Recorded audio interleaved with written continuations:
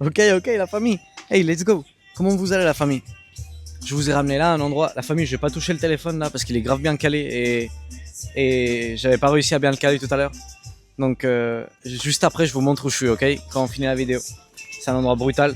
Juste, il y a la musique, donc je sais pas si ça va déranger pour la vidéo. Mais la famille, aujourd'hui, je voulais parler de quelque chose que je trouve qu'il y a personne qui en parle et il y a personne qui s'en rend compte réellement.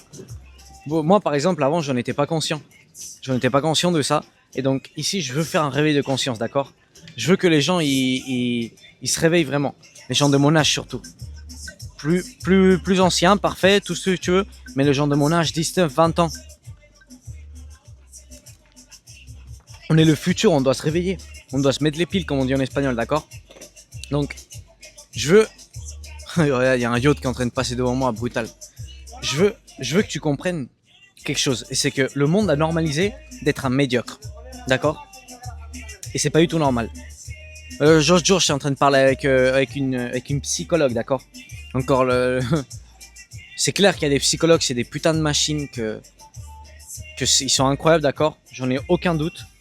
Mais la psychologie, sérieusement, c'est encore un truc que la moitié des psychologues, ils sont gros et ils savent même pas se prendre soin eux-mêmes, prendre soin de leurs pensées, et ils ont juste un titre et ils disent être psychologue. Et ils mettent la vie des personnes dans leurs mains. Vous vous rendez compte de cette dinguerie quand même? Si t'es gros ou si tu te contrôles pas à toi-même tes sentiments, tes émotions et tes pensées, t'es pas un psychologue. Tu peux avoir 15 titres, tout ce que tu veux, t'es pas un psychologue. Le psychologue, c'est celui qui se contrôle à lui-même avant de pouvoir donner quoi que ce soit au monde. Le psychologue, c'est celui qui se contrôle à lui-même de A à Z, d'accord? Un psychologue, c'est une personne qui contrôle son mental et donc son physique, bien évidemment. Si tu contrôles pas ton physique, tu contrôles pas ton mental. C'est aussi simple que ça. Si t'as un gros ventre, tu te contrôles pas, tout simplement. C'est très simple. C'est pas toi qui dirige ta vie, tout simplement. Et du coup, je parlais avec une psychologue et elle me disait non mais toi t'as été appelé pour quelque chose de grand, machin. Moi je suis pas comme toi. Moi j'ai pas été appelé pour quelque chose de grand. Moi je suis une personne normale. Je la regarde comme ça. Je lui dis normal. C'est quoi normal? Je lui dis c'est quoi une personne normale? Pour moi on est tous des créations merveilleuses et uniques. Il y a personne qui se rassemble, qui s'est jamais rassemblé et qui se rassemblera jamais à toi parce qu'on est tous uniques. Mais genre physiquement, au niveau d'ADN, au niveau de empreinte digitale, au niveau etc. On est tous uniques, des créations uniques, avec des propos uniques. Et chacun, on est une pièce d'un puzzle énorme, avec chacun un propos unique. Donc, je lui disais, je sais pas c'est quoi pour toi être normal. Parce que le monde t'a dit que c'est être normal, non? Être un médiocre. Être une personne qui va arriver nulle part, qui va passer le reste de sa vie en train de travailler de 8 à 17, en train de gagner 1000 euros de merde par mois, peut-être avec, quand il sera 30 ans dans l'entreprise, 2000, et en train de désirer, d'attendre à arriver aux vacances. Pour une fois que tu arrives aux vacances, vivre la vie que tu aimerais bien vivre pendant 4-5 semaines, et après, t'échapper de ta vie, et après, retourner à ta vie encore pendant un an, c'est reblote. Enfin, je sais pas, c'est pour ça, c'est pour toi, ça va être normal. Moi, la famille, je viens vous dire que ça, c'est pas être normal, que ça, c'est être un médiocre, que ça, c'est pas ce que Dieu veut pour nos vies, et que ça, tout simplement, c'est le système qui nous limite depuis qu'on est petit pour penser qu'on peut arriver nulle part, d'accord? Ça, c'est complètement faux, d'accord? On a tous un propos brutal dans notre vie, tous un propos énorme, et on a tous un pouvoir, quelque chose qui n'a même pas de sens, d'accord? Je vais vous raconter l'histoire de quand j'ai fait les 1000 burpees. Donc ça peut paraître pas beaucoup, d'accord? Maintenant, si t'es en train de m'écouter, je t'encourage à faire, je te dis 30 burpees. Tu fais 30 burpees chez toi. Quand t'as fini de les faire, t'imagines ce qu'il faut faire pour arriver à 1000, d'accord? Donc, j'ai fait 1000 burpees. Pourquoi? Pour démontrer la puissance et le pouvoir qu'on avait. Que c'est quelque chose que je pensais même pas possible de faire. Je savais que j'allais y arriver, mais je pensais que c'était pas possible de le faire, d'accord? Moi, je savais très bien que j'allais y arriver. J'avais la foi. Ça, c'était avoir la foi. Ma logique, elle me disait, ça, c'est pas possible. Ma foi, mon amour, il me disait, ça, c'est possible. Donc, moi, j'ai agi avec la foi et j'y suis arrivé. 1000 burpees. Et la façon de agir, ça a été exactement la même que la façon d'agir pour arriver à la vie de tes rêves. Le problème, c'est que, encore une fois, à mon âge, d'accord, à 20 ans, les gens, ils veulent être confortables. Ils veulent pas faire ce que je fais. De sortir de ta zone de confort, changer de pays, tout risquer pour un projet, etc. Ils veulent pas faire ça.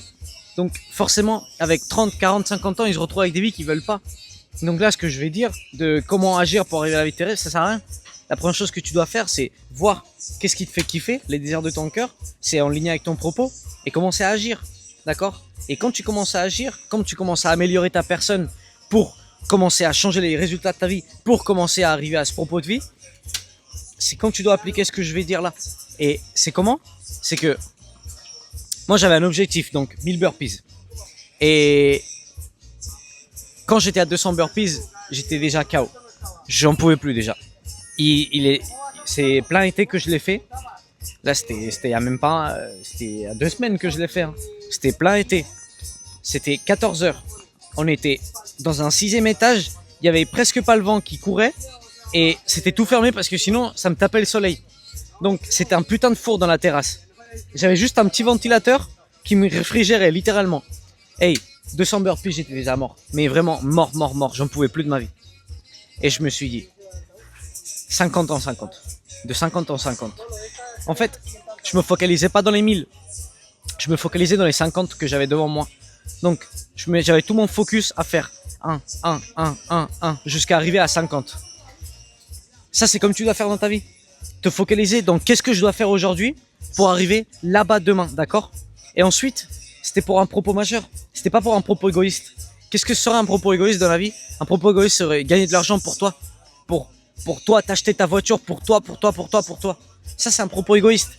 Et quand tu l'auras, si tu l'as, si t'es autant discipliné et autant diligent pour arriver à atteindre toutes ces grandes choses dans ta vie pour toi-même, pour ta gueule, tu vas te sentir vide. Tu vas te sentir vide parce que on n'est pas fait pour se remplir nos couilles à nous-mêmes, sinon qu'on est fait pour servir. On est fait pour donner la foi au monde. On a été créé réellement pour travailler pour les autres. Je sais pas si vous me comprenez. Toi, tu te sens pas autant bien quand tu t'achètes un truc à toi-même que quand tu l'achètes à quelqu'un. Tu te sens mieux quand tu l'achètes à quelqu'un. Ça, c'est toujours comme ça. Donc, par exemple, moi je l'ai fait avec un propos majeur, avec un propos de vous montrer que tout était possible. À vous, d'accord? De montrer la gloire de Dieu, que la puissance que Dieu nous a laissée mentale. Parce que ça, c'était mental, c'était plus que physique, c'était mental. Et c'était un propos majeur. Si je l'aurais fait pour moi-même, jamais de la vie j'aurais fait 1000 burpees. Mais je peux te l'assurer, même pas 500. C'est mort. Jamais j'aurais fait ça. Donc, dans la vie, c'est pareil. Toi, qu'est-ce que je dois faire aujourd'hui pour arriver là-bas demain? Et surtout, pourquoi je le fais? Pour un propos égoïste ou pour un propos majeur? C'est pas mal d'avoir de l'argent, je dis pas ça. C'est brutal d'avoir de l'argent, de réussir les rêves de ta vie, d'avoir ta Lambo, d'avoir ci, d'avoir ça. Mais par exemple, le jour où tu as ta Lambo, tu la sors pourquoi? Pour que les gens t'élèvent, d'accord? Ou toi, pour donner de la foi au monde, comme quoi c'est possible, avec tes résultats de vie. D'accord? Pourquoi moi je marche dans la rue sans t-shirt, quand je marche tranquillement sans t-shirt? Pour que les gens me regardent et m'élèvent, et ils soient là, oh machin, quel corps il a, machin. Ou pour, tout simplement, je suis tranquille, et je donne de la foi au monde que c'est possible. Tout est dans l'intention du cœur, d'accord? Dieu ne regarde pas ce que tu fais, mais avec quelle intention tu le fais. D'accord? Dieu regarde les cœurs. Il ne regarde pas comme l'humain, on peut juger. Il ne juge pas les actes ou les extérieurs, non? Non, Dieu il juge les cœurs. Donc, je voulais dire ça, qu'on est tous réellement faits pour arriver à des énormes choses dans cette vie, d'accord?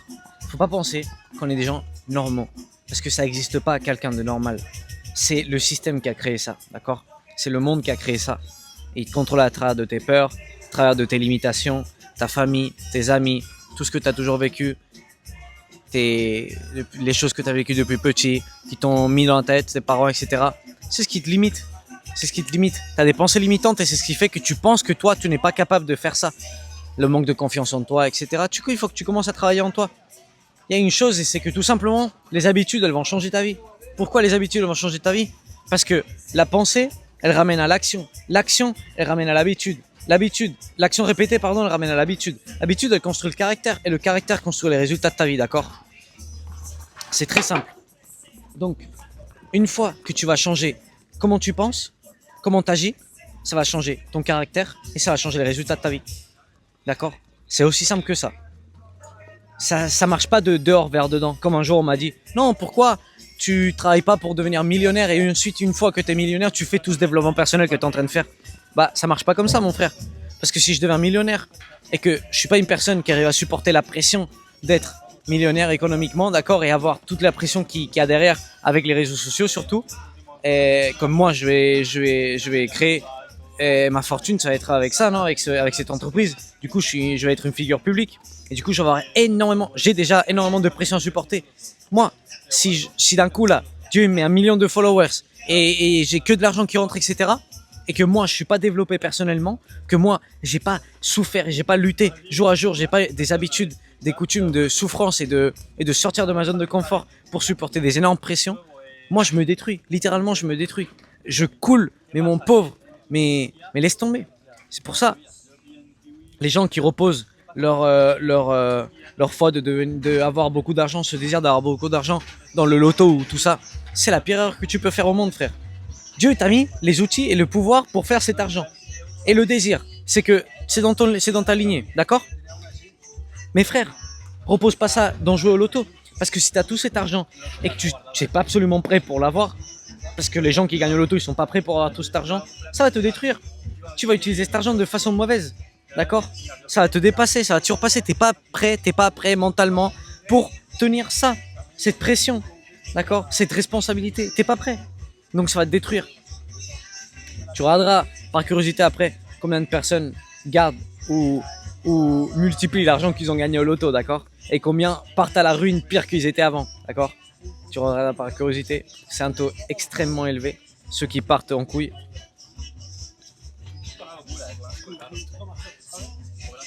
Donc voilà, le message c'est ça. Être normal, ça n'existe pas. Ce qui existe par contre, c'est être médiocre. Et c'est ce que le monde veut que tu sois. Pour que tu sois contrôlable et manipulable, d'accord? C'était de la main de Dieu, tu dois agir depuis l'amour, depuis la foi.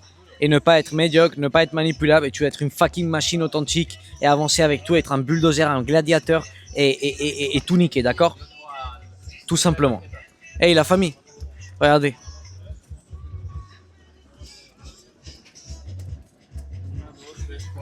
Ici, là où je suis, c'est une plage, tranquille. Ah, ça va, il tient le téléphone en fait. Ça va. Bon, la famille, je vous fais un gros câlin, je vous dis au revoir. Et toujours vers le haut, que Dieu vous bénisse énormément. Je vous aime du fond du cœur. Let's go, la famille.